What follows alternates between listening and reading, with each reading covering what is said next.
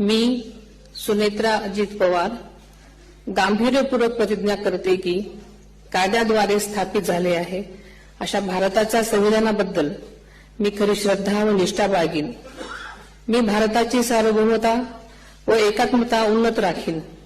मी महाराष्ट्र राज्याची उपमुख्यमंत्री म्हणून माझी कामे निष्ठापूर्वक व ससद्विवेक बुद्धीने पार पाडेन आणि संविधान व कायदा यानुसार सर्व तऱ्हेच्या लोकांना मी गांभीर्यपणे व निपक्षपातीपणे तसेच कोणाच्याही विषयी ममत्वभाव किंवा आकस न बाळगता न्याय वागणूक देईन।